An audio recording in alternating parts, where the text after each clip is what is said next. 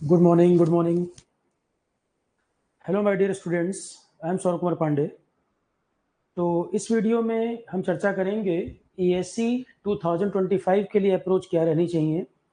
काफ़ी क्वेरीज बच्चों की आ रही हैं ईएससी के रिगार्डिंग, आरोहण का जो बैच अवेलेबल है उसके बारे में और एग्ज़ाम की जो अप्रोच है।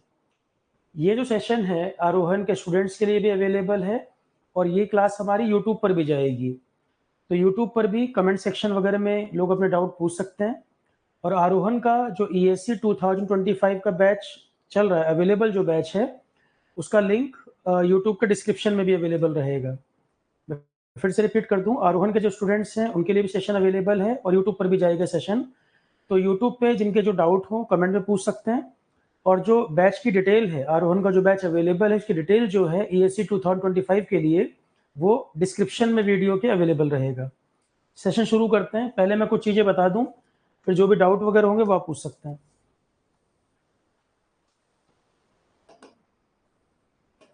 ईएससी 2025 इसका जीएस का जो पार्ट है उसके बारे में हम बात कर रहे हैं। ईएससी 2024 का जो पेपर आया, बहुत अनसर्टेन सा पेपर था।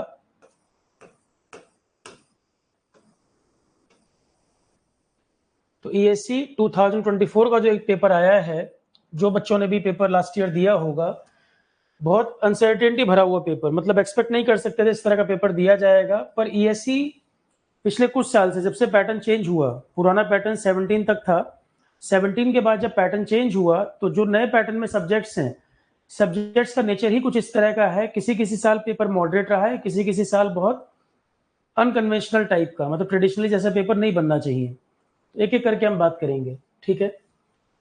सबसे पहले अप्रोच होनी क्या चाहिए, मैं फिर से आपको बता दूं। पेपर अनएक्सपेक्टेड आ जाए उसका मतलब ये नहीं है कि पूरा तैयारी का तरीका ही बदल जाएगा। थोड़े बहुत चेंजेस करने पड़ सकते हैं कहीं कहीं, पर पूरा 100% ही तरीका बदल जाएगा तैयारी का, ऐसा नहीं है। क्लियर है। सबसे पहले जिन बच्चों को इंजीनियरिंग सर्विसेज देना है, सबसे पहले वो माइंड में क्लैरिटी रखें ईएससी उनको देना है या नहीं देना। जो मैं बार बार ये बात कहता हूँ, नंबर ऑफ वैकेंसीज जितनी आ रही हैं, अभी 3 साल का जो ट्रेंड है, लास्ट 3 इयर्स का जो ट्रेंड है, आप उसके अकॉर्डिंग ही मान के चलें। बढ़ जाए तो बहुत अच्छी बात है, बढ़ जाए तो बहुत अच्छी बात है, पर अभी फिलहाल 3 इयर्स का ट्रेंड जो है आप उसी को मानकर चलें। 3 या 4 ईयर तक का ट्रेंड देख सकते हैं ईएससी में नंबर ऑफ वैकेंसीज जो है। 3-4 साल का ट्रेंड देखेंगे तो आपको पता चलेगा वैकेंसीज लगातार और भी घट रही हैं। जैसे मैं 2017 से पहले बोलूं, 550, 600 उससे ज्यादा वैकेंसी आया करती थी चारों ब्रांच मिलाकर। सिविल, मैकेनिकल, ईसी, इलेक्ट्रिकल मिलाकर 550-600 तक वैकेंसी आती थी 2010-11 के आसपास और होती थी। अभी आप पिछले 3-4 साल का ट्रेंड देखेंगे तो आपको मालूम चलेगा नंबर ऑफ वैकेंसीज कितनी आ रही हैं। उसमें भी 40% वैकेंसी अकेले सिविल की होती है लगभग, और बाकी जो 60% में तीनों ब्रांच को बांट दो, सिविल, मैकेनिकल, ईसी, इलेक्ट्रिकल, ये 4 ब्रांच हैं इंजीनियरिंग सर्विसेज में। तो जितने नंबर ऑफ वैकेंसी है 40-45% अकेले सिविल है, बाकी तीनों को डिवाइड कर दो इसमें। तो 3-4 साल का ट्रेंड देखकर आपको पता चल जाएगा नंबर ऑफ वैकेंसी कितनी आ रही हैं। उसमें भी इन चारों में डिवाइड कर दोगे आप, उसमें भी सिविल 45% निकाल दो, बाकी 3 जो बचे हैं उनमें डिवाइड कर दो। अब इसमें भी जनरल कैटेगरी की सीटें कितनी आती है, रिजर्वेशन 50% सीटें ब्रांच में से अलग हटा दो रिजर्वेशन वाली। तो कौन रिजर्व कैटेगरी में है, कौन जनरल में है, ये आपको ये डिसाइड करने में मदद करेगा आपको ईएससी देना है या नहीं देना। ये नहीं होना चाहिए कि ईएससी की तैयारी शुरू कर दो, फिर 3 महीने के बाद लग रहा है सर मैं दूं कि नहीं दूं। नवंबर दिसंबर आते आते बहुत मैसेज आते हैं कि सर मैं ईएससी अटेम्प्ट करूं कि नहीं करूं। ये कंफ्यूजन पेपर के समय थोड़ी होनी चाहिए। ये तो पहले ही क्लैरिटी होनी चाहिए कि मुझे एग्जाम देना है कि नहीं देना, ईएससी की तैयारी करनी कि नहीं करनी। टेक्निकल जिनका बहुत अच्छा है उनको ईएससी देना ही चाहिए। टेक्निकल जिनको बहुत कमांड है कि भाई टेक्निकल तो मेरा बहुत अच्छा है, गेट में बहुत अच्छा स्कोर है, बहुत बढ़िया है टेक्निकल, तो ईएससी देना चाहिए। और जीएस का पेपर जैसा आ रहा है वो सबके लिए आ रहा है, आपको उसमें परेशान होने की बात नहीं है। यूपीएससी का सिविल सर्विसेज की कट ऑफ भी पिछली बार 75 के नीचे चली गई, सिविल सर्विसेज में भी तो कट ऑफ बहुत नीचे चली गई। तो आप पेपर को आप प्रेडिक्ट नहीं कर सकते कि आपको पेपर कोई पहले से पता लग जाए कि ये पेपर आने वाला है। पेपर मॉडरेट होगा तो सबके स्कोर ठीक होंगे, पेपर टफ होगा सबका कम आएगा। वो आपके कंट्रोल में नहीं है, वो टीचर के भी कंट्रोल में नहीं है। तो आपका कंसर्न ये नहीं होना चाहिए पेपर इजी आया कि टफ आया, जैसा पेपर आएगा कट ऑफ उसके अकॉर्डिंग जाएगी, ठीक है। अब कुछ लोग उम्मीद करते हैं कि सर 10 पेज की पीडीएफ दिए तो उसमें से 4 क्वेश्चन क्यों नहीं आ गए, ये कोई नहीं गेस कर सकता। सीधी सी बात है, पेपर जो बना रहा है वो क्या सोच के बना रहा है, जिस साल उनको कट ऑफ नीचे लानी होगी वो पेपर उसी हिसाब से बनाएंगे। सिविल सर्विसेज में कट ऑफ नीचे लानी थी, 200 में से 75 के नीचे कट ऑफ चली गई। वही बड़ा सरप्राइजिंग था लोगों के लिए कि अभी तक ऐसा नहीं हुआ था। सिमिलरली इंजीनियरिंग सर्विसेज में 3-4 बच्चे तो ऐसे थे जिनके मैसेज मुझे आए, 36 के आसपास 35-36 का स्कोर उनका बन रहा था जीएस में, और वो क्वालिफाई किए क्योंकि टेक्निकल बहुत अच्छा किया उन्होंने। ईएससी के जीएस में 36 नंबर पे 3-4 साल पहले इसको क्वालिफाई नहीं कर पाते प्रीलिम्स, पर क्योंकि पेपर एब्सर्ड था 35-36 के स्कोर पे भी 3-4 बच्चे परसेंटेज इनके मैसेज आए, अंडर 40 में ही वो क्वालिफाई कर गए हैं क्योंकि टेक्निकल ठीक गया। अब टेक्निकल पेपर जो आया है उसमें बहुत ज्यादा गैप नहीं हो सकता, वो आसपास ही रहेगा। कोई ऐसा नहीं होगा कि 300 में से कोई 180 280 या 290 ले आ रहा है। पर पॉइंट ये है कि जैसा पेपर होगा उसके अकॉर्डिंग मार्किंग होगी। पेपर मॉडरेट था पिछले 3-4 साल पहले, 80 से 90 की रेंज में लोग जा रहे थे।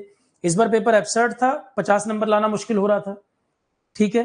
तो वो आपके कंट्रोल में नहीं है, पर पॉइंट ये है अगर आपको तैयारी करनी है तो कंफ्यूज माइंड नहीं होना चाहिए।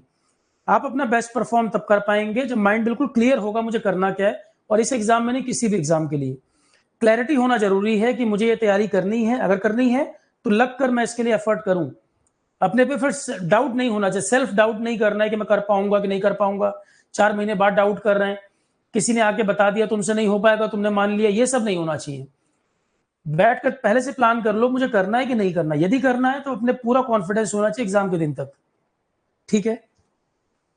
बार बार डाउट करेंगे तो जो परफॉर्मेंस होनी चाहिए, जो तैयारी करनी है, कहीं ना कहीं वो कंप्रोमाइज होगी, क्योंकि अपना बेस्ट परफॉर्म नहीं कर पाएंगे अगर डाउट करेंगे तो मैंने बताया 3-4 साल का ट्रेंड देख के नंबर ऑफ वैकेंसीज कितनी, ये सब पहले होमवर्क हो जाना चाहिए कि भाई ये सब मैं पहले डिस्कस कर लूं, पेपर देना है कि नहीं देना। अगर तैयारी करनी है तो फिर उसकी अप्रोच क्या होगी। अब ईएससी इसलिए मैक्सिमम बच्चा जो दे रहा है वो इसलिए जो बच्चे भी अपियर करेंगे उसका मेन कारण है कि भाई टेक्निकल वाले जो बच्चे हैं, टेक्निकल जिनका ठीक ठाक है, जिनको टेक्निकल एग्जाम में ही रहना है, गेट तो सारे ही दे रहे होंगे लगभग। टेक्निकल वाले जो ठीक ठाक हैं टेक्निकल में वो गेट तो दे ही रहे होंगे, और कुछ बच्चे हैं जो 1-2 बार गेट दे चुके हैं, स्कोर नहीं ठीक आया, काफी बच्चों ने जेई भी दिया होगा, एसएससी जेई। अब इलेक्शन में इस बार जो स्थिति है मुझे लगता है कि वैकेंसीज फिर इस साल मिलेंगी आपको, क्योंकि अनएम्प्लॉयमेंट एक बहुत बड़ा मुद्दा है और ये समझ में आ गया गवर्नमेंट को। यूपी वगैरह में जो स्थिति हुई है अनएम्प्लॉयमेंट, अब आप देखो तुरंत कैबिनेट की मीटिंग हो गई, अनएम्प्लॉयमेंट चर्चा हो गई। इस साल आपको वैकेंसीज खासकर यूपी में तो जरूर दिखाई देंगी। कुछ स्टेट में इलेक्शन होने हैं, वहां भी वैकेंसीज जरूरी हैं, और सेंटर को भी समझ तो आ ही गया अनएम्प्लॉयमेंट एक बड़ा मुद्दा है। रेलवे वगैरह की वैकेंसी आने के चांस है, मैं ये नहीं बोल रहा हूँ कंफर्म आई जाएंगी, पर कुछ वैकेंसीज आपको इस साल जरूर दिखेंगी, क्योंकि अनएम्प्लॉयमेंट एक बड़ा मुद्दा, सिंगल पार्टी किसी को मेजोरिटी मिली नहीं, तो आगे जो इलेक्शन भी है स्टेट के, यूपी में जो हालत हुई, ठीक है, वो सब देखते हुए, और उस पर काम शुरू भी हो गया यूपी वगैरह में, तो गवर्नमेंट ने उस पर वर्क शुरू भी कर दिया कि पेपर भी कराया जाए और पेपर लीक भी ना हो। कैलेंडर भी जारी कर दिया उन्होंने इस ईयर के लिए, तो वैकेंसीज तो आपको मिलेंगी। अब कई बच्चे जो गेट टारगेट कर रहे हैं, जो साल भर हो गया या उनको लग रहा है गेट में एवरेज तैयारी है, ठीक ठाक है, वो जेई भी उन्होंने दिया है, अभी जेई का पेपर हुआ। यूपीपीएससी एई अगर आ जाए तो वो भी देंगे, मतलब टेक्निकल वाले एग्जाम, पीएसयूज हो गए जैसे एयरपोर्ट अथॉरिटी टाइप का एग्जाम हो गया, तो ये सब वैकेंसीज हैं जो टेक्निकल वाले बच्चे देते हैं। इंजीनियरिंग वाले स्टूडेंट ये सब एग्जाम देते हैं। अब कुछ हैं जो ओनली जेई देंगे, जो जेई देंगे वो एई भी देंगे, पीएसयू भी देंगे। एक क्राउड तो ये हो गया जो इन एग्जाम को टारगेट कर रहे हैं कि जिनको क्लियर है कि गेट में 1-2 बार दे चुका हूं, गेट में कुछ हो नहीं रहा, या ईएस उनको नहीं करना। तो एक क्राउड है जो ऑलरेडी तैयारी कर चुका था, वो इन एग्जाम को टारगेट कर रहा है कि नंबर ऑफ वैकेंसी ज्यादा मिल रही हैं। गेट खासकर ये पॉइंट समझ लें कि 2 चीजें हैं, जिनको एमटेक करना है, और गेट में पता नहीं कई लोग एमटेक की बात क्यों नहीं करते। मैं हमेशा बोलता हूं कि जब गेट की आप तैयारी कर रहे हैं तो एमटेक वाले ऑप्शन को भी क्लोज ना करें। अब जो बच्चा कॉलेज से पास आउट हुआ, कैंपस प्लेसमेंट उसके यहाँ नहीं हुआ या वो नहीं गया, कि मान लो मैकेनिकल वाला है, आईटी की जॉब मिल रही है, उसको नहीं जाना। तो फिर अगर गेट की तैयारी कर रहे हैं और सारे ऑप्शन क्लोज करते जाओगे तो दिक्कत होगी ना भाई। प्राइवेट में मौका नहीं मिल रहा, कैंपस प्लेसमेंट आप गए नहीं या हुआ नहीं, या आपके कोर की कंपनी नहीं थी, वो गेट आपने बंद कर दिया। फिर आप गेट दे रहे हैं, गेट में भी आप कह रहे हैं मैं सिर्फ पीएसयू ज्वाइन करूंगा। तो गेट में जरा आप देख तो लो कि कितने पीएसयू आ रहे हैं, और एक ही कैंडिडेट जो टॉप रैंकर है वो कितने पीएसयू होल्ड कर ले रहे हैं, सीटें बच कितनी रही हैं। एक ही बच्चा अगर मल्टीपल पीएसयू की सीटें होल्ड करेगा तो कितनी सीटें बचेंगी। फिर आप एमटेक का भी ऑप्शन क्लोज कर दे रहे हो। तो ये अपने आप से जरूर सवाल पूछना चाहिए कि भाई दोनों ऑप्शन मैं खुले रखूं, एमटेक और पीएसयू। गेट दो ही चीज के लिए तो दे रहे हो भाई, मुझे पीएसयू मिल जाए या मुझे एमटेक करना हो। अब पीएसयू आ रहे हैं कम, और जो कम आ रहे हैं उनमें भी जो टॉप रैंकर है वो मान लो मल्टीपल पीएसयू में सीटें होल्ड कर रहे हैं। तो फिर ये तो देख लो कि एमटेक का भी ऑप्शन क्लोज रहे। और एमटेक में भी अच्छी जगह से आप एमटेक कर रहे हो, ठीक ब्रांच से कर रहे हो, तो वहां भी कैंपस प्लेसमेंट होते हैं। आईआईटी बॉम्बे में एमटेक अगर कोई वीएलएसआई वगैरह कर रहा है, क्या उसको कैंपस प्लेसमेंट नहीं होगा। तो गैप मत बढ़ाओ। कहने का मतलब है कि 1 साल तैयारी हो गई, 2 साल हो गई, गैप ना बढ़े।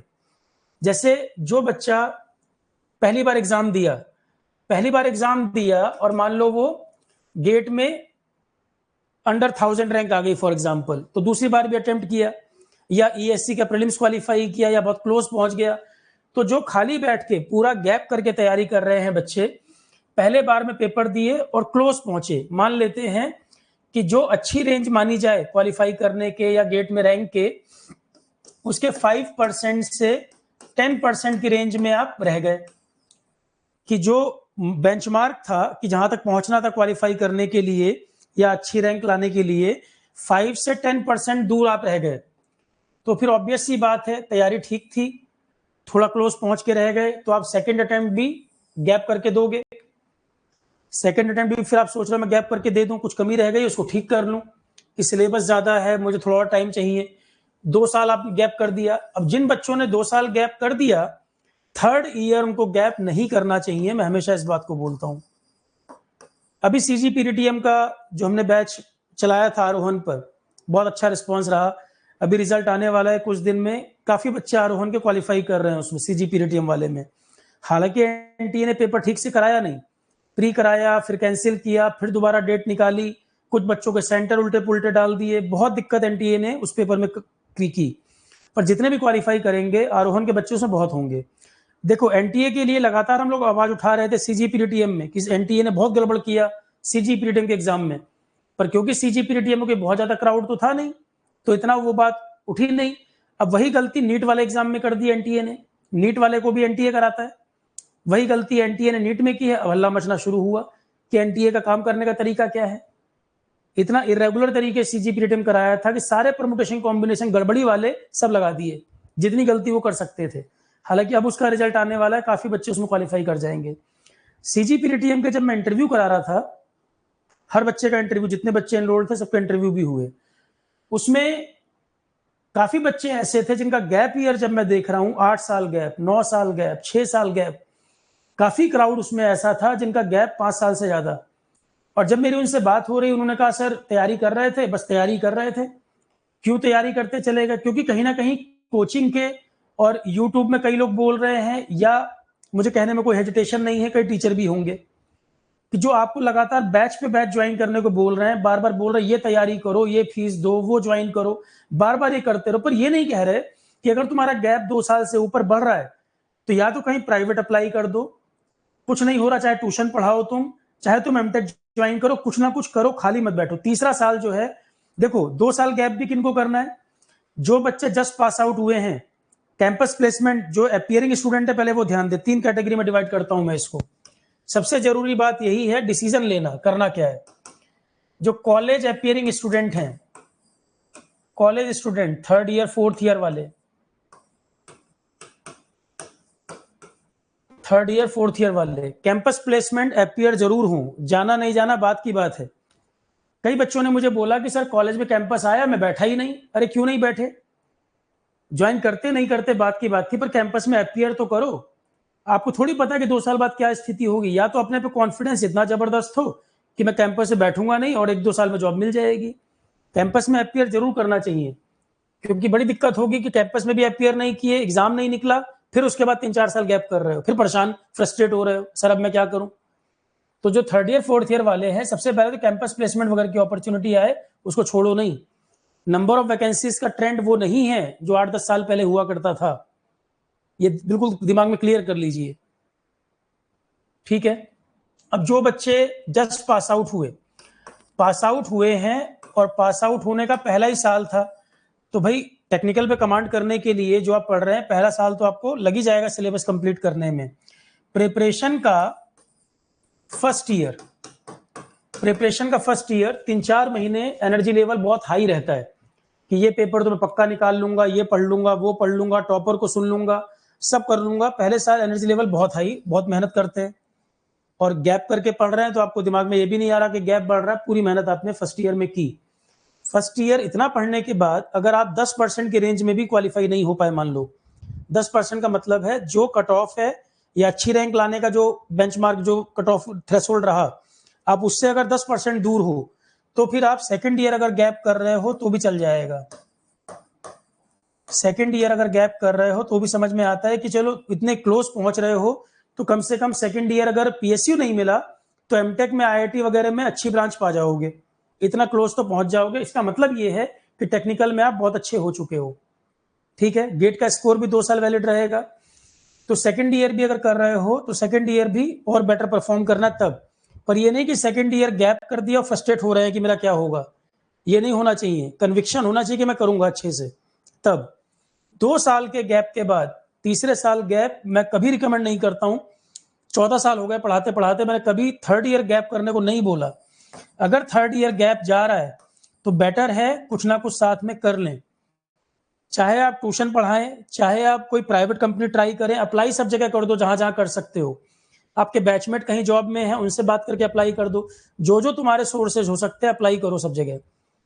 या कुछ नहीं करना तो एमटेक करो अच्छी जगह से, एमटेक में भी प्लेसमेंट होते हैं, अच्छी आईआईटीज, अच्छे ब्रांचेस वगैरह से करोगे प्लेसमेंट वहां भी है, ठीक है। तो तीसरा साल अगर गैप हो रहा है, तैयारी करनी है, कुछ करते हुए तैयारी करनी है, पूरा गैप नहीं करना। बात यह है कि तीसरा साल तुम गैप कर भी दो, और जितने बच्चे 3rd ईयर गैप किए होंगे अपने आप से पूछना, पहले साल तैयारी में जितना इफेक्टिव आउटपुट निकालते थे पर डे पढ़ने का, क्या तीसरे साल में इफेक्टिवली उतना पढ़ते हो? पहले साल में 8-10 घंटे इफेक्टिव अगर रेगुलर पढ़ते होगे, यहाँ 4 घंटे भी रेगुलर पढ़ने में दिक्कत आ रही होगी। जब कॉपी उठाते होगे, सर ये तो मैंने पढ़ रखा है, ये तो मुझे आता है, फिर दिमाग में चलता है मेरा क्या होगा, गैप बढ़ रहा है, कुछ होगा कि नहीं होगा, जो आ रहा है वो पूछ रहा है क्या करोगे, क्वालिफाई कर पाओगे नहीं कर पाओगे। तो 3rd ईयर जैसे टाइम बढ़ता जाता है, निगेटिविटी, फ्रस्ट्रेशन बढ़ने लगता है दिमाग में, इफेक्टिव आउटपुट कम होने लगता है। पर अगर आप साथ में कुछ काम कर रहे होगे या एमटेक कर रहे होगे, कुछ और कर रहे होगे, वो 4 घंटे आप किसी काम के साथ भी निकाल सकते हो। कहने का मतलब है 3rd ईयर गैप करने पर आप 4-5 घंटे से ऊपर इफेक्टिव नहीं निकाल पा रहे और बाकी टाइम निगेटिव दिमाग में सोच रहे हो, तो बेहतर है कि 4-5 घंटे एमटेक करते हुए भी निकल सकता है। मुझे नहीं लगता कि एमटेक में जाते ही आप इतना मेहनत करनी पड़ जाएगी कि बीटेक से भी ज्यादा आपको वहां पढ़ना पड़ जाएगा, एग्जाम टाइम में पढ़ना पड़ेगा, ठीक है। पर आपको एमटेक के अपने कॉलेज के अलावा 4-5 घंटे भी ना मिल रहे हो ऐसा नहीं होगा। और सैटरडे संडे ऑफ मिल रहा है तो जितना मर्जी ज्यादा पढ़ो, स्टाइपेंड भी मिलेगा, पढ़ने के लिए पैसे भी गवर्नमेंट दे रही है आपको, तो कोई दिक्कत नहीं है। अच्छा एनवायरनमेंट भी मिलेगा, हॉस्टल मिलेगा, मेस की फैसिलिटी होगी, तो वो सरदर्दी नहीं है।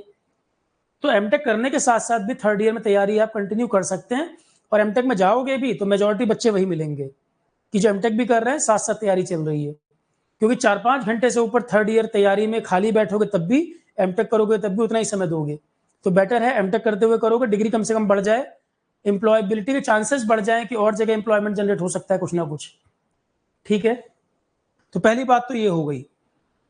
और मैं बता रहा हूँ एक बहुत बड़ा नंबर, अभी सीजीपीटी में इंटरव्यू मैंने कराया है तो बहुत बड़ा एक नंबर था जिन बच्चों के गैप 7-8 साल। और जब मैंने उनसे वही बात पूछी कि भाई तुम मेरे पुराने स्टूडेंट भी रहे हो और मैं पहले भी कहता था कि 2-3 साल से ऊपर गैप बढ़ रहा तो एमटेक कर लो, तब वो बच्चे कह रहे सर गलती कर दी हमने, हम उसी ट्रैप में फंसे रह गए, कोचिंग के ट्रैप में कि ये बैच वो बैच, किसी टीचर ने कह दिया फिर से ट्राई कर लो, फिर से एफर्ट कर लो। अरे कितना मर्जी कर लो, 4-5 साल की तैयारी के बाद भी 10 घंटे थोड़ी रेगुलर पढ़ोगे आप। चीजें पढ़ रखी हैं, आपको रिवाइज करनी है, टेस्ट सीरीज लगानी है, प्रीवियस ईयर पेपर लगाने हैं। और जो 2 साल तैयारी कर चुका है मुझे बताए, यही तो करना है।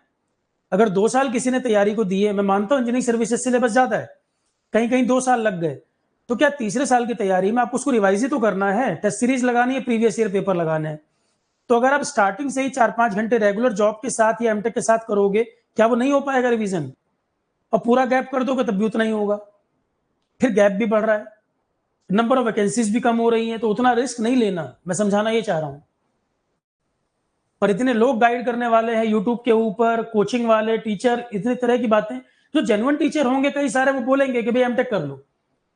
किसी का बिजनेस मॉडल होगा कि नहीं नहीं बैच करते रहो बैच करते रहो, तो उसको आपके करियर से मतलब नहीं है।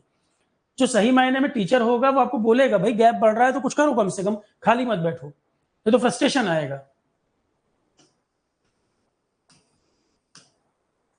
तो ये बात हो गई कौन तैयारी के किस ईयर में है, ये पहला पार्ट हो गया। डिसीजन कैसे लेना है, जो अपियरिंग वाले हैं वो क्या करें।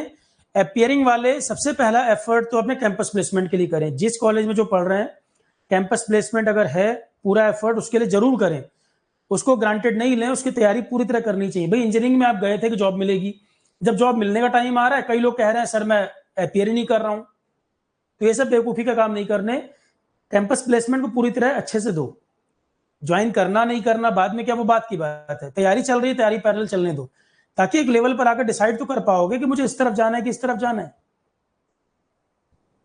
साल 2 साल नौकरी करके भी तैयारी में अगर सोचोगे तो वर्क एक्सपीरियंस आपको इंटरव्यू में फायदा ही देगा, गैप करने की बजाय। और जिनका तैयारी का 1 साल 2 साल हो चुका है, वो देखे कि मैं कहां पर लाइक कर रहा हूं, एमटेक मुझे करना चाहिए कि नहीं। तो सबके लिए मैंने बोला है, इस हिसाब से डिसाइड करें। कुछ स्टूडेंट जिनको क्लियर है कि मुझे गेट ईएससी नहीं देना है, तो जेई, पीएसयू, आरआरबी इस साल के लिए देखो, मैं जैसे पिछले साल मैंने बोला था, पिछले साल मैंने कहा था कि वैकेंसीज आपको मिलेंगी, क्योंकि इलेक्शन ईयर था, वैकेंसीज आई भी। इस साल फिर आपको वैकेंसीज देखने को मिलेंगी, क्योंकि कारण ये है, मैंने अभी बताया, इलेक्शन में क्लियर मैंडेट नहीं मिलना एक बहुत बड़ा जवाब है। और इसमें यूथ, बहुत हद तक यूथ का रोल रहा, क्योंकि जो परेशान है, पेपर लीक हो रहे हैं, जॉब नहीं आ रही, तो जो बच्चे परेशान है, ऑब्वियस सी बात है, वोट तो नहीं करेंगे। तो ये चीज क्लियर हो गई कि भाई अनएम्प्लॉयमेंट एक बड़ा मुद्दा है, अब इसमें कोई दो राय नहीं है। और अगर ये चीज क्लियर नहीं होती तो यूपी में तुरंत ही कैबिनेट की मीटिंग होकर पेपर पे चर्चा नहीं होती। तो अनएम्प्लॉयमेंट, अब ये कारण, पहले मीटिंग होती थी, चर्चा ही नहीं होती थी कि बेरोजगारी महंगाई कोई मुद्दा है। अब कम से कम एक्सेप्ट हो गया कि भाई बेरोजगारी, क्लियर हो गई बात। तो अब कई स्टेट में चुनाव होने हैं, स्टेट की वैकेंसीज वहां मिलेंगी। यूपी में हालत ठीक नहीं थी, वहां वैकेंसी इस साल मिलेंगी आपको, कुछ वैकेंसीज जो रुकी हुई थी, ठीक है। उसके अलावा सेंटर में भी वैकेंसीज आपको इस साल देखने को मिल सकती हैं, क्योंकि भाई इमेज को सुधारना पड़ेगा ना, जो लोगों की प्रॉब्लम एड्रेस तो करनी पड़ेगी, नहीं तो स्थिति गड़बड़ होगी, लोग खुश नहीं है इस बात से। तो जॉब आपको इस साल में जरूर मिलेंगी, पर एक पॉइंट जरूर समझ लीजिए, डिजिटल होने के कारण अब पहले जैसे होता था कि फॉर्म आने में, पेपर होने में 4-4 महीने का टाइम मिल रहा है। मैं फिर कह रहा हूं, फॉर्म आने में और एग्जाम होने में बहुत लंबा गैप नहीं मिलेगा। पिछले साल भी हमने देखा कि फॉर्म आने में और पेपर होने में कुछ कुछ पेपर तो 1.5 महीने के गैप पे करा लिए उन्होंने। अब आप ये नहीं कह सकते हो फिर बाद में कि ये नहीं एक्सक्यूज होगा कि सर फॉर्म आ गया और अब मैं तैयारी शुरू करूंगा, 1.5 महीने में पेपर हो जाएगा, सिलेबस ही पूरा नहीं कर पाओगे, ठीक है। फिर आप बोलोगे मेरा ये टॉपिक छूट गया, वो टॉपिक छूट गया, फिर आप बोलोगे कि सर ने तो कराया था, मैं पढ़ ही नहीं पाया, तो उसमें कोई कुछ नहीं कर पाएगा। क्लियर बात है, जिन लोगों को और एग्जाम देने हैं, और एग्जाम का मतलब जिनको जेई देना है, एई का एग्जाम मान लो आ जाए, कोई पीएसयू आ जाए या आरआरबी आ जाए, ये कोई भी पेपर है, तुम्हें कुछ पता हो ना पता हो, ये जरूर मालूम है कि भैया एप्टी, रीजनिंग और जीएस, इन एग्जाम में एप्टी, रीजनिंग, जीएस तो आएगा ही, तो इन चीजों की तैयारी पहले से हो जानी चाहिए। फॉर्म आते समय तैयारी नहीं करोगे, फॉर्म जब आएगा तब आएगा, पर आपको इन चीजों की प्रिपरेशन कर लेनी चाहिए। ये अपना रेडी रखोगे तो बाकी चीजें, भले टेक्निकल तो जो पढ़ रहे हैं पढ़ ही रहे हैं, पर उसके अलावा, टेक्निकल के अलावा एप्टी, रीजनिंग, जीएस, ये 3 चीजें एग्जाम में, ज्यादातर एग्जाम में ये पूछी जा रही हैं। तो इनको आप पहले से कुछ ना कुछ पढ़ते रहेंगे, ताकि एग्जाम जब आए उससे पहले आप रेडी रहे, फॉर्म भरने से पहले, ठीक है। अब आ जाते हैं इंजीनियरिंग सर्विसेज वाली बात पर। जो बच्चे ईएस वाले हैं, देखो जो गेट दे रहा है टेक्निकल पर, जिसको कमांड आ गई है, मेजॉरिटी बच्चा गेट वाला वो है जो ईएससी भी देता है। पर प्रॉब्लम क्या है कि दोनों एग्जाम में गैप नहीं मिल पाता। गेट तो 6 महीने की तैयारी में ही बच्चे बहुत अच्छा परफॉर्म कर लेते हैं, ईएससी में 6 महीने नहीं, साल पूरा लगता है। 1 साल तो पूरा लगता है ईएससी के लिए, सिलेबस इतना है। तो गेट जो बच्चे दे रहे हैं ज्यादातर वो बच्चे टेक्निकली जिनको कमांड है वही ईएस भी दे रहे हैं। ईएस के लिए हम कर क्या सकते हैं, देखो सिर्फ 2024 के पेपर को देखकर या 2020 के पेपर को देखकर आप प्लान नहीं चेंज कर सकते। 50-60% चीजें वही रहेंगी जो ट्रेंड ऑलरेडी समझ में आपको आएगा कि भाई यही मुझे पहले करना है, चाहे 2024 का पेपर कैसा भी आया हो। क्योंकि पेपर थोड़ा अजीब आया इसीलिए नंबर कम आए, 50 नंबर भी अच्छा स्कोर माना गया, तो वो आपकी चिंता की बात नहीं है। पेपर मॉडरेट होता तो 80 नंबर लाने पड़ जाते, 80-90 नंबर। क्योंकि पेपर अजीब था तो 50 नंबर से भी नीचे लोग क्वालिफाई कर गए।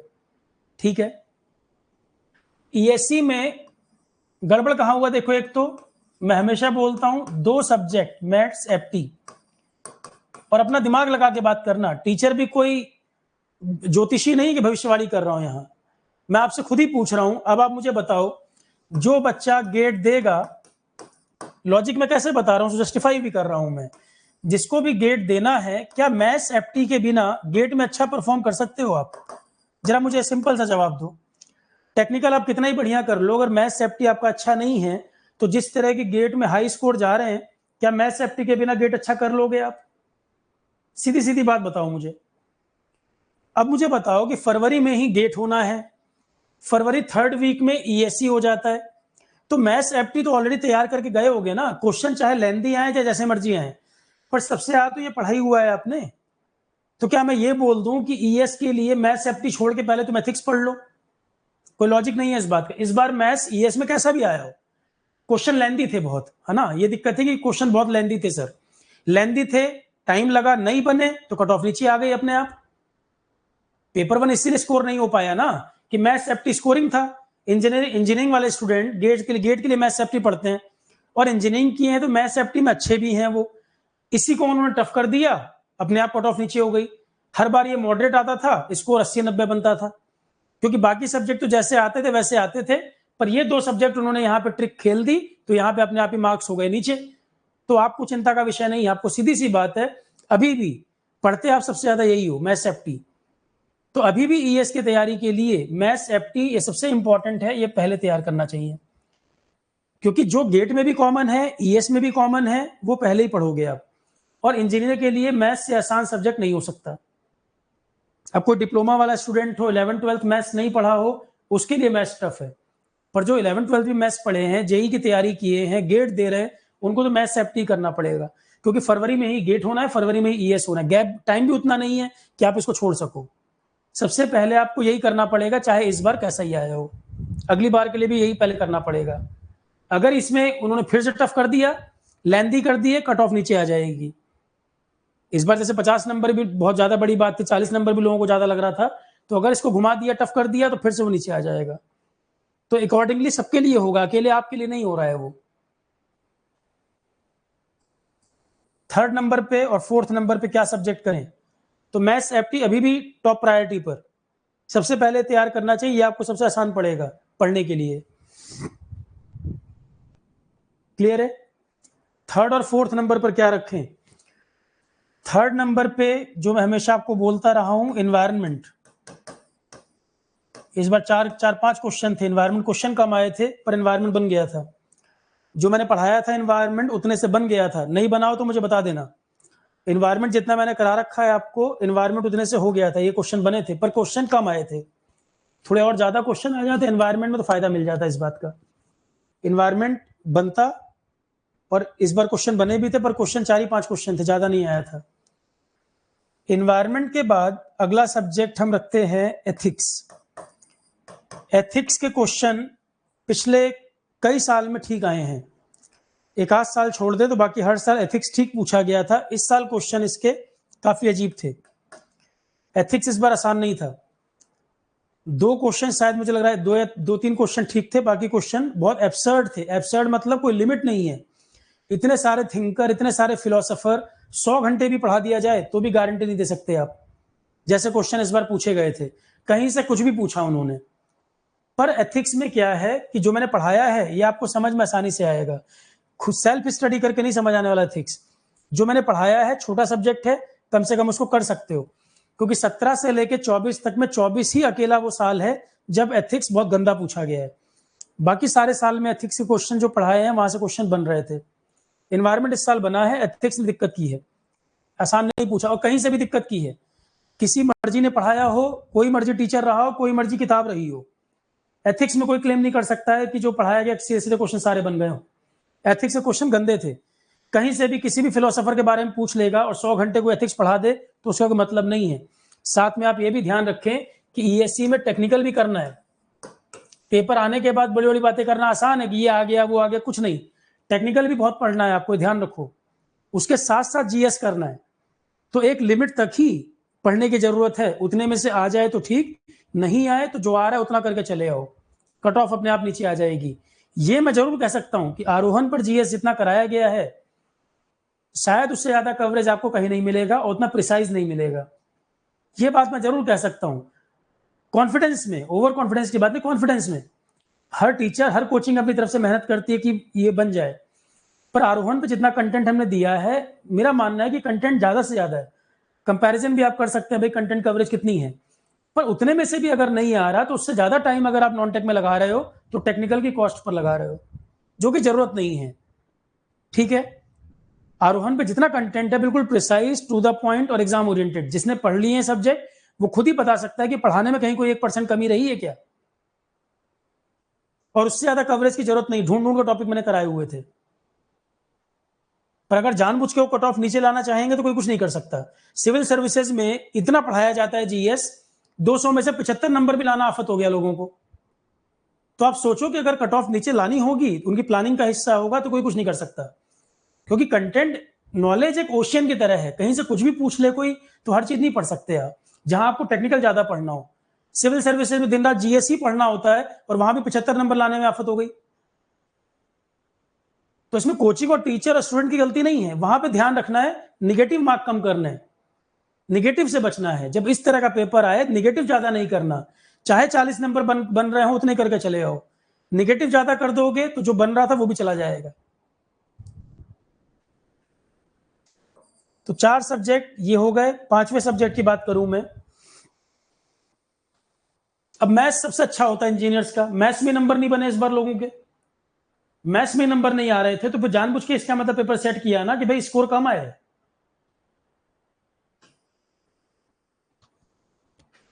इसके बाद अगला सब्जेक्ट सिविल मैकेनिकल के लिए मैं रिकमेंड करता हूं project management.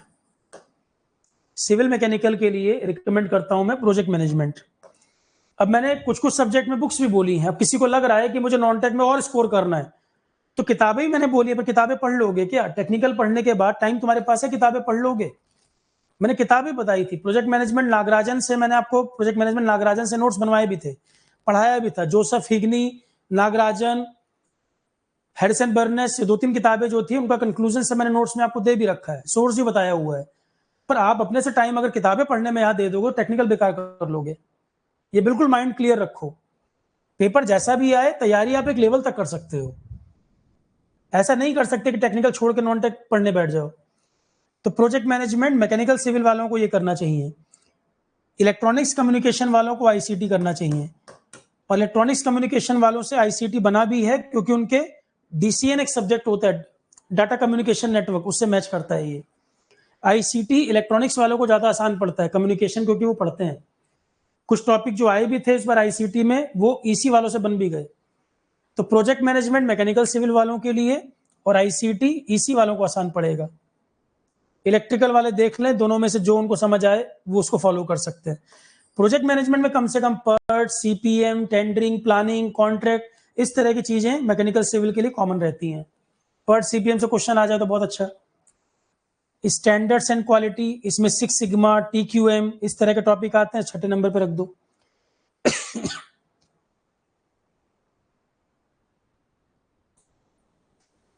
Standard and quality. इसके बाद एक सब्जेक्ट आपका मटेरियल साइंस। अब ये भी थोड़ा अजीब सा ही पूछा जा रहा है, कुछ भी पूछ रहे हैं इसमें भी।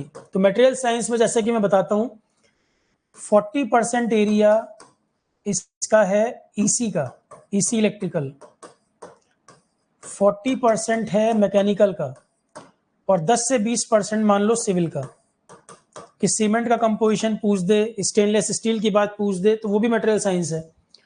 तो मटेरियल साइंस में कंपोजिट है, प्लास्टिक है, या आपका पॉलीमर के बारे में क्वेश्चन आ जाए, लैटिस के बारे में आ जाए, क्रिस्टल के बारे में, तो ये आपका ईसी इलेक्ट्रिकल का या सेमीकंडक्टर का बेसिक पूछ ले, P type semiconductor, N type, doping कैसी की जाती है, फर्मी लेवल क्या होता है, हॉल इफेक्ट क्या होता है, ये ईसी इलेक्ट्रिकल का पार्ट हो गया।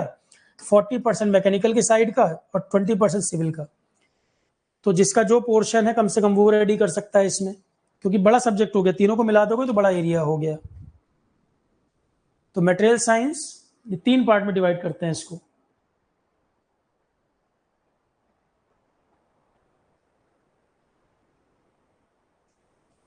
ठीक है,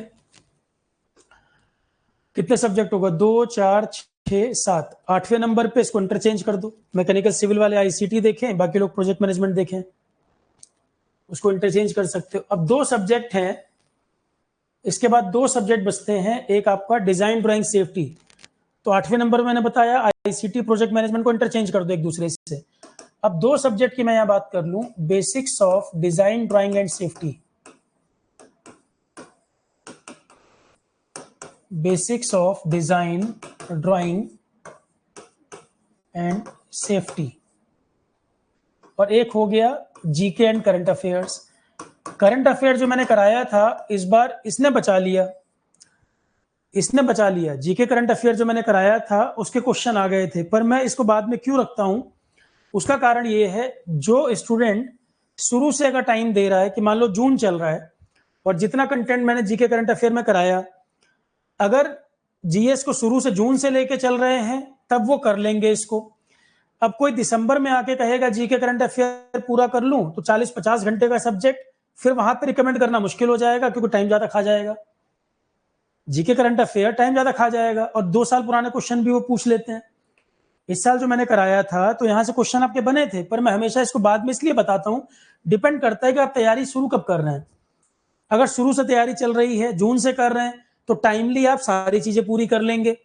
अब आप शुरू ही दिसंबर में करोगे और फिर मेरे से पूछोगे सर मैं करंट अफेयर कर लूं, तो मैं कैसे बोल दूंगा जहां 40-50 घंटे का सब्जेक्ट है, क्योंकि स्टैटिक जीके भी है और करंट अफेयर भी है, दोनों पार्ट है इसमें, और बहुत डिटेल में ढंग से सब कुछ कराया हुआ है इसमें मैंने। पढ़ने में बहुत मजा भी आएगा, बहुत इंटरेस्टिंग लगेगा, नॉलेज आपकी बहुत बढ़ जाएगी इससे, पर ये होगा तब जब आप उसको टाइम दे पाओगे। जून जुलाई से कोई तैयारी शुरू कर देगा, इवन अगस्त से भी कोई तैयारी शुरू कर देगा तब भी कर लेगा। दिसंबर में अगर सोचोगे मैं तैयारी अब शुरू करूंगा जीएस, तब फिर बड़ा मुश्किल हो जाएगा इसको कर पाना। तो सब्जेक्ट अच्छा है, क्वेश्चन आ भी रहे हैं, 2-3 साल लगातार अच्छे क्वेश्चन आए इससे, तीसरा साल है, करंट अफेयर अच्छा खासा पूछा गया है, पर कंडीशन यही है कि आप इसको पढ़ कब रहे हो। ठीक है, जितनी क्लास मैंने फिर मना किया था, कोई फालतू मैगजीन की जरूरत नहीं, या वहां यूट्यूब पे भागने की जरूरत नहीं, जितना मैं कराऊंगा उतना कर लेना, जो कंटेंट मैं बना के दूंगा वो और क्लासेस कर लेना, ये काफी होगा इसके लिए, और उतना काफी था, उससे ज्यादा जरूरत थी नहीं। ठीक है, पर उतना करने के लिए भी समय देना पड़ेगा, बात यह है, टाइम देंगे तो हो जाएगा, नहीं टाइम देंगे नहीं हो पाएगा। आरोहण पर जो ईएस अवेलेबल है, जरा मैं उसके बारे में बता दूं आपको। ये वाला बैच है, देखो आरोहण का, मेरी अप्रोच क्या है इस 2025 जीएस के लिए। तो ईएससी जीएस बैच कोर्स 2025 ये वाला आरोहण का बैच है। कुछ लोगों को इसमें कंटेंट मान लो ढूंढने में दिक्कत आ रही है कि सर क्या अप्रोच फॉलो करेंगे। इसमें कंटेंट ऑप्शन पे जाओगे, जो जो कंटेंट अवेलेबल है वो है। मैं इसमें क्या प्लान कर रहा हूं कि अब मैं अगर पूरा फिर से लाइव सारा A to Z करने लगूंगा तो फिर 300 घंटे चले जाएंगे, सेम कंटेंट उतना ही कवर हो पाएगा। तो क्यों ना हम ऐसा करें कि दिसंबर में हमने खत्म किया था ये बैच, अभी जल्दी खत्म हुआ है, दिसंबर में कंप्लीट किया था, तो एथिक्स तो नहीं बदलने वाला, प्रोजेक्ट मैनेजमेंट तो नहीं बदलने वाला, मैथ्स तो नहीं बदलने वाला। मेरा टारगेट क्या है, अब मैं इसमें क्या करूंगा, जो कंटेंट दिसंबर जनवरी तक कराया था वो पूरा अवेलेबल है, वो कवर करना है। उसमें अब मैं कुछ कुछ लेक्चर अपडेट करता चलूं और ऐड कर दूं। तो अगर मान लो मैं 50 घंटे भी ऐड कर दूं इस साल में, तो आपका कंटेंट बढ़ जाएगा। या फिर दूसरा तरीका है, मैं पूरा फ्रेश नया फिर से पूरा लाइव कराऊंगा, तो जितना लास्ट ईयर है उतना ही कवरेज हो पाएगा। जो भी नए बच्चे भी आए, कंफ्यूजन ना हो, इसलिए मैं समझा रहा हूं कि जितना कंटेंट दिसंबर जनवरी इसी साल तक हुआ है, 23-24 तक की, तो वो कंटेंट तो हमारे पास रेडी है। रिकॉर्डिंग में आप 1 लेक्चर, 2 लेक्चर, 3 लेक्चर जो आपको टाइम अलाउ करे वो आप कंप्लीट करते चलो। जितना भी टाइम मिल रहा है उतने लेक्चर कंप्लीट करते चलो। जैसे ही आप 1 महीना 2 महीना और होते होते कुछ डाटा तैयार कर लोगे, फिर मेरा टारगेट ये होगा जिस सब्जेक्ट में जितनी जरूरत है, किसी में 2 लेक्चर, किसी में 3 लेक्चर, हम उस कंटेंट को ऐड ऑन कर दें कि कहां से यूपीएससी और एरिया में एंटर कर रहा है और पूछ रहा है, उस कंटेंट को मैं बढ़ा दूं। जैसे करंट अफेयर तो मुझे बढ़ाना ही है। करंट अफेयर अभी तक मैं आप लोगों कोर्स में, और कंफ्यूजन ना रहे, जो बच्चे भी ईएससी के कोर्स में जा रहे हैं उसमें सबसे पहले तो ओरिएंटेशन वगैरह के वीडियो पड़े हैं, लास्ट ईयर का है, आज मैं नया वाला भी करा दिया मैंने। इसमें सब्जेक्ट वाइज बना हुआ है। आप ये मत सोचिएगा सर कुछ पीडीएफ दिख रही है शुरू में, जैसे government schemes and related national issues, ये पीडीएफ बनाई थी मैंने। गवर्नमेंट के कई सारे स्कीम प्रोग्राम कई एग्जाम में आते हैं, एक पूरी पीडीएफ बनाई तो इस बैच को भी दे दी। ह्यूमन राइट्स इशू, अभी उत्तराखंड पीसीएस के पेपर में एक अलग से टॉपिक है ह्यूमन राइट्स, कई ईएस में भी पूछ बैठे, तो क्योंकि मैंने पीडीएफ बनाई थी 3-4 पेज की, आपको भी दे दिया। इकोनॉमी के कुछ टॉपिक दे दिए, ये अलग अलग पीडीएफ हैं। 6 सिग्मा पे मैंने एक राइटअप बनाया था, वो आपको प्रोवाइड कर दिया। पर अब ये मत सोचिए कि कंटेंट जो है वो ऐसे ही रैंडम पड़ा हुआ है, बिल्कुल सिस्टमैटिक अरेंज किया हुआ है। 1-2 बच्चों ने कहा सर कंटेंट थोड़ा रैंडम दिख रहा है, रैंडम नहीं है, बिल्कुल सिस्टमैटिक पड़ा हुआ है कंटेंट। इंजीनियरिंग मैथमेटिक्स, इस फोल्डर में जाएंगे पूरा मैथ्स मिलेगा। एथिक्स में जाएंगे पूरा एथिक्स अवेलेबल है। एनर्जी एनवायरमेंट जाएंगे पूरा एनर्जी, जितने सब्जेक्ट आपके हैं वो सब सब्जेक्ट फोल्डर वाइज बने हुए हैं, तो किसी को ढूंढने में दिक्कत नहीं हो। आपका जो सब्जेक्ट है उस फोल्डर में जाएं, सारी चीज वहां मिल जाएगी। उसके अलावा कुछ कुछ चीजें जो मैंने अलग से पीडीएफ दी हैं वो एडिशनल टॉपिक है, कोई पढ़ना चाहे तो पढ़ सकता है। जैसे 6 सिग्मा आपके एग्जाम के लिए बड़ा इंपॉर्टेंट स्टैंड क्वालिटी में आता है, ये राइटअप आप पढ़ सकते हैं, मेरा बनाया हुआ है, ठीक है। तो कुछ एडिशनल पीडीएफ अगर मैं दे देता हूं कि मान लो किसी को एडिशनल पढ़ना है तो ये भी पढ़ सके, पर इसका मतलब ये नहीं कि random content proper folder wise बना हुआ है। और आरोहण के हर कोर्स में सिस्टमैटिक है, जो सब्जेक्ट के फोल्डर में जाएंगे उस सब्जेक्ट की सारी चीजें वहीं मिल जाएंगी आपको। जीके एंड करंट अफेयर, इसमें रोज क्लास की जरूरत नहीं होती। अब आप जीके करंट अफेयर में गए, देखो जरा 250 प्लस करंट अफेयर क्वेश्चन 2023 वाले भी दे दिए मैंने। करंट अफेयर दिसंबर में भी हुआ, करंट अफेयर अभी मई में भी कराया, फिर करंट अफेयर के क्वेश्चन अभी मई तक के भी दिए मैंने। देखो करंट अफेयर क्वेश्चन दिसंबर 23 से मई 24 तक का, और करंट अफेयर की क्लासेस 14 मई तक की करा चुका हूं मैं आपकी भी, आपके सिलेबस में भी 14 मई तक का हो चुका है। तो करंट अफेयर रोज रोज कराने की जरूरत नहीं है, रोज उतना डाटा आता ही नहीं है। हर 2 महीने 1.5 महीने में 3-3 4-4 क्लास करके करंट अफेयर अपडेट हो जाता है। अननेसेसरी टाइम वेस्ट करने की जरूरत नहीं है ना यूट्यूब पे, और इंजीनियरिंग सर्विसेज वालों को अखबार की जरूरत नहीं है। सिविल सर्विसेज वालों को न्यूज़पेपर रेगुलर पढ़ना पड़ता है, ईएस वालों को नहीं। तो इंजीनियरिंग सर्विसेज वालों को मैगजीन, अखबार, यूट्यूब चैनल रोज रोज जरूरत करंट अफेयर नहीं है। हर 1.5 से 2 महीने में करंट अपडेट करा देता हूं मैं, 3-4 क्लास में 2 महीने का डाटा अपडेट हो जाता है। अभी 14 मई तक का करा चुका हूं, 2024 तक का, और आपके कोर्स में 1.5 साल 2 साल का करंट अफेयर अवेलेबल है। करंट अफेयर के जो क्लासेस हैं अब आप, और डेट वाइज डाली हुई है मैंने, जो क्लास जिस दिन हुई है डेट वाइज पड़ी हुई है। तो करंट में आप लेटेस्ट टॉपिक पहले कर लो, जो पुराने वाले हो बाद में कर लो। करंट अफेयर को पढ़ने का तरीका, जो नए लेक्चर्स हैं उनको पहले कर लो, अब नया डाटा, पुराने वाले बाद में देखो। जैसे नोबेल प्राइज है 2023 में, लास्ट ईयर 2022 वाले कराए थे, 23 वाले आ गए। तो जब आप नए लेक्चर पहले देखोगे तो डाटा ऑलरेडी अपडेट कर चुका हूं मैं, डाटा ऑलरेडी अपडेट हो गया है। तो जो अवार्ड वगैरह अपडेट करने थे नए लेक्चर्स में अपडेट कर चुका हूं मैं इस साल, ठीक है। तो ये अप्रोच रखनी है। अब इसमें किसी को क्या परेशानी है मुझे बताए। तो ईएस का आपका ये बैच है, इसी में टाइम टाइम पर मैं अपडेशन करता रहूंगा। इसमें कुछ लेक्चर एथिक्स में अपडेट करने हैं, प्रोजेक्ट मैनेजमेंट अपडेट करना है, स्टैंड क्वालिटी जो अपडेट करना है, टाइम टाइम पर अपडेशन मिलता रहेगा। पीडीएफ भी प्रोवाइड में कर देता हूं उसका, तो आपको नहीं यहाँ वहां भागना है उसके थ्योरी के लिए या लेक्चर्स के लिए। जो मेरा काम है अपने आप आ जाएगा, और ऑलरेडी 300 घंटे से ऊपर कंटेंट है। 50 घंटे भी अगर मैं अपडेट कर दूंगा 350 घंटे हो जाएगा। तो बजाय वही चीज दोबारा रिपीट करने के, मेरा फोकस है इस साल में यही बैच आपका 2025 के लिए काम आएगा। इसमें जो लेक्चर ऐड करना है मैं ऐड करता जाऊंगा, ठीक है। अब आपकी क्या क्वेरीज हैं, कोई परेशानी हो तो बताएं। आलोक मंडल ने बताया 2020 में पास आउट हैं, assistant engineer government sector, trying to continue ESC 5 hours regular. Arka Mandal कम नहीं है, काफी है। 5 घंटे रेगुलर काफी है, कम नहीं है। पर रेगुलरिटी है कि नहीं, ऐसा ना हो एक दिन 5 घंटे 4 दिन कुछ नहीं। 4 घंटे 5 घंटे जो आप दे रहे हो रेगुलर दे पा रहे हैं कि नहीं, और जॉब के साथ तैयारी कर रहे हैं तो पेपर के पहले आपको 1.5 से 2 महीने ब्रेक चाहिए। अगर जॉब के साथ तैयारी कर रहे हैं तो आपकी जो भी छुट्टियां वगैरह हो सब कुछ लगाकर पेपर के 1.5 से 2 महीने पहले आपको गैप चाहिए, क्योंकि सारी चीजों को रिवाइज करना है, समराइज करना है, सिलेबस इतना ज्यादा है। जुलाई से भी स्टार्ट करेंगे तो कोई दिक्कत नहीं, टाइम है, पर रेगुलर पढ़ेंगे वो जरूरी है। प्रिंट नोट्स के फ्रेश नोट्स अपलोड कर दीजिएगा। पवन मुझे ऐप पे बता देना कहाँ पर दिक्कत आ रही है, जिस भी नोट्स में दिक्कत आ रही है बता देना, मैं री अपलोड कर दूंगा। पीडीएफ तो सारी दे रखी है मैंने आपको, मेरे सब्जेक्ट में सब अवेलेबल है। ईएससी में 8 नंबर से रह गया, रोहित देना चाहिए, 8 नंबर से रह गया तो देना चाहिए, पर उसके साथ जो एई वगैरह के फॉर्म आएंगे या जेई आया वो भी देना चाहिए था, क्योंकि टेक्निकल पहले से रेडी है आपका। और जीएस पेपर में 84 स्कोर बहुत अच्छा है। कन्हैया, जिस कंपनी में प्लेसमेंट हुआ वो कंपनी बेकार निकला तो उसकी बात क्यों कर रहे हैं, जो और जगह अप्लाई करो, और जगह अप्लाई करिए, जो फ्रॉड है उसके चक्कर में टाइम मत बेकार करिए। जीएस पेपर उन्होंने बताया, मैथ्स में लेंथी कर दिया उन्होंने पेपर, और वो उनको जिसने बनाया उसको पता है, वो इसीलिए कि कट ऑफ नीचे आ जाए। भाई पेपर बनाने वाले को पता होता है कि मुझे कट ऑफ क्या रखना है।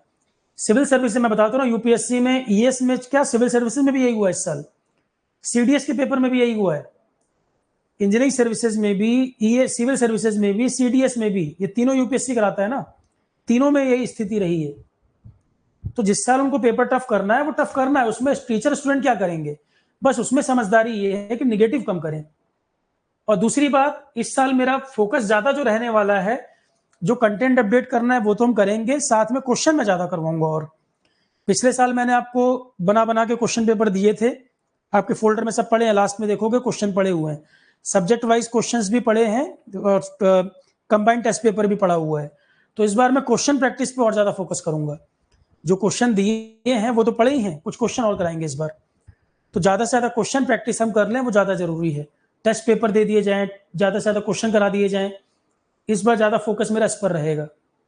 और ये अच्छी बात है कि काफी कंटेंट हमारा रेडी है, तो उसके लिए हमें टाइम मिल जाएगा, क्वेश्चन के लिए, डिस्कशन के लिए, डाउट्स के लिए, उसके लिए हम टाइम ज्यादा डेडिकेट करेंगे।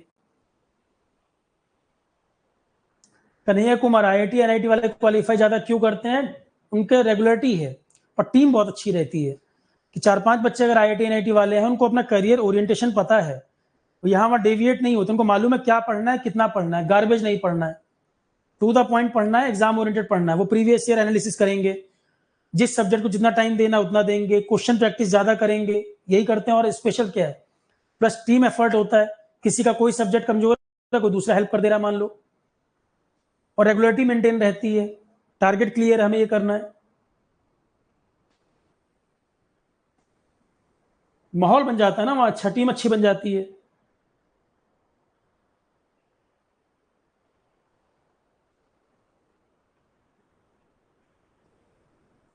टेक्निकल पे कमांड था, जीएस में मात खा गए, अंकित तोमर। तो जीएस में मैं अंकित फिर कह रहा हूं, मैथ सेफ्टी अगर नहीं अच्छा होगा तो फिर दिक्कत आएगी।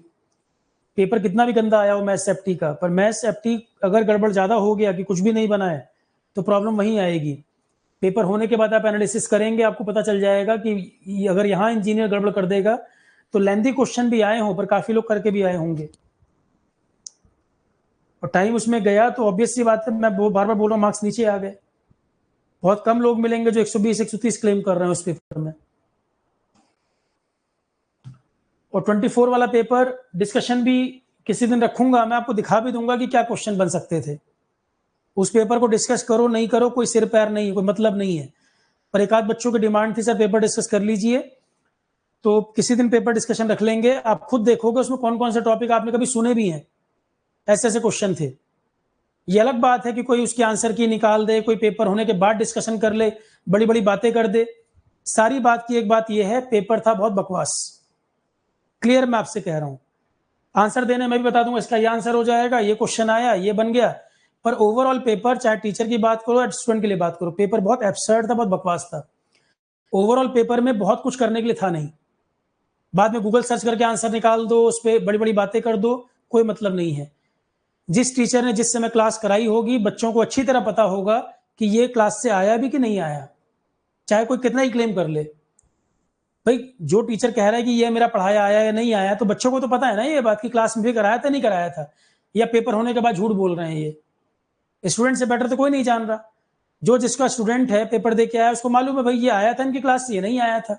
और मैं साफ साफ आपसे कह रहा हूँ पेपर बहुत एब्सर्ड था, बहुत कुछ नहीं था उसमें करने के लिए, क्योंकि मैथ से अपनी गंदा कर दिया तो उसका मतलब है कि पेपर में बहुत कुछ कर नहीं पाओगे। अगली बार भी एब्सर्ड पूछेगा तो अगली बार भी ये स्थिति रहेगी, थोड़ा मॉडरेट कर देगा तो क्वेश्चन बनेंगे। पर सारी बात की बात यह है कि जहां जहां ईएससी का जीएस कराया जा रहा हो, मैं अपनी मेहनत के भरोसे या जो कमिटमेंट के हिसाब से कह सकता हूं कि आरोहण पे कवरेज जीएस का बहुत है, और उसके लिए भी आपको टाइम देना पड़ जाएगा। उससे ज्यादा अगर मैं इसका कंटेंट डबल भी कर दूं तो वो फिर टेक्निकल की कॉस्ट पर तैयार करना पड़ेगा आपको, और वो नहीं करना चाहिए। ऑलरेडी कवरेज बहुत है, जहां जहां जरूरत है बढ़ाएंगे, और उतना टाइम अब हम क्वेश्चन पे लगाएंगे। क्वेश्चन पे ज्यादा प्रैक्टिस करें, डाउट आपके कवर हो, वो ज्यादा जरूरी बात है। ठीक है, कुछ कुछ चीजें जोड़नी है, मैं जोड़ दूंगा। ठीक है, जो भी क्वेरीज आप लोगों की ईएससी के रिगार्डिंग आ रही थी, कहीं कुछ पूछना है, किसी को कोई डाउट रह गया तो बताएं।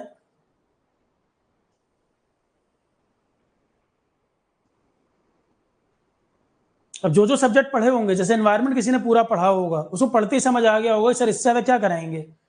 सिविल सर्विसेज प्रीलिम्स तक के लिए भी एनवायरमेंट वो काम आ जाएगा, इतना कवरेज है उसमें, तो खुद ही समझ आ जाएगा सर इससे ज्यादा क्या करें। कुछ बच्चों ने जो एनवायरमेंटल साइंस से गेट दिया था, वही आपको एनवायरमेंटल जीएस में पढ़ाया हुआ है, उससे कई सारे क्वेश्चन वहां पर भी थे एज इट इज। पर हर सब्जेक्ट की एक लिमिट है, एक बाउंड्री डिफाइन तो करनी पड़ेगी कि कितना तक कवर करना है।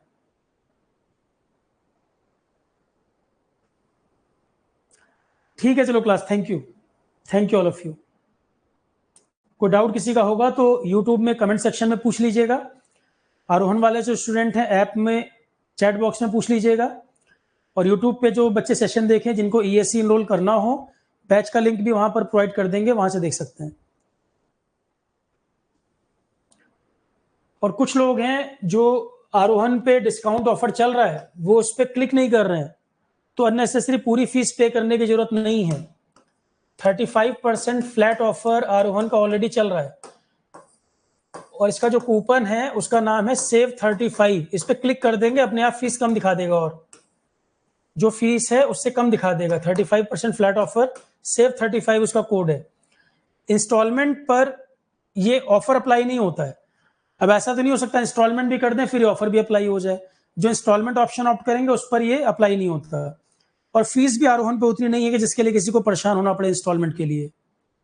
ये जो कूपन है, ये जो क्लिक करेंगे तब आता है ऑफर, तो अननेसेसरी पूरी फीस पे करने की जरूरत नहीं। पहले फीस पे करते हैं फिर मुझे इन्फॉर्म करते हैं, तो ये क्लिक करेंगे तो अपने आप ही कम हो जाता है ये। ठीक है, और ये हमेशा नहीं रहेगा। अब जब 25% ऑफर रहेगा 25 ही रहेगा फिर उस समय, सबके लिए यूनिफॉर्म है। फिर अलग अलग मैसेज आता है सर दोबारा बढ़ा दीजिए। कई बार मैं इसको बढ़ा चुका हूं, पर फिर कुछ लोग रह जाते हैं, जब रहेगा तब नहीं इनरोल करेंगे, कम होगा फिर कहेंगे ये बढ़ा दीजिए। तो अभी है ये अवेलेबल। और कोई समस्या किसी की? क्लासेस लास्ट ईयर के बैचेस के वीडियो से करना है। अर्पित पृथु, मैंने अभी पूरी चीज बोली है, फिर दोबारा वही पहुंच के ले आए। अब 50-55 घंटे जो 50-55 मिनट मैंने बोला है, फिर वापस वहीं पलट के ले आए। एथिक्स में क्या बदल दूंगा अर्पित, जरा बताना। प्रोजेक्ट मैनेजमेंट में क्या बदल जाएगा? जो आपके बैच में क्लासेस अवेलेबल हैं वो पूरे करने हैं, प्लस नए लेक्चर में ऐड करता जाऊंगा, वो और बढ़ते जाएंगे। बार बार मैं एक ही बात कह रहा हूं, 300 घंटे का कंटेंट ऑलरेडी बैच में पड़ा हुआ है जो दिसंबर जनवरी 24 तक हुआ है। अब फिर उसको रिपीट करूंगा तो फिर उतना ही कवर होगा, फिर आगे नहीं बढ़ पाएगा। अगर मुझे आगे बढ़ना है तो वो लेक्चर ऑलरेडी पूरे के पूरे, फिर उन्हीं को रिपीट करने का कोई लॉजिक नहीं है। नोट्स अंकित तोमर मैंने प्रॉपर बना के दे रखे हैं। इन्वायरमेंट का प्रॉपर नोट्स दे रखा है, एथिक्स का पूरा दे रखा है। तो या तो आप प्रिंट निकाल के कोई नई चीज ऐड करनी है तो उसमें नई चीज ऐड कर लो, साथ में व्हाइट पेपर लगा लो, या आपको लग रहा है बनाना है तो फिर अपने हिसाब से लिखो, टाइम जाएगा पर उसमें। बने बनाए नोट्स मैंने दिए हैं, कुछ ऐड करना है साथ में व्हाइट पेपर लगा के उसमें अटैच कर दो, उस पर लिख लो। सिर्फ उतना ही ऐड करना होगा जो एडिशनल पॉइंट्स होंगे। सारा सारा फिर से लिखोगे टाइम जाएगा। तो ये आप पर डिपेंड करेगा भाई आपको क्या अप्रोच फॉलो करना है।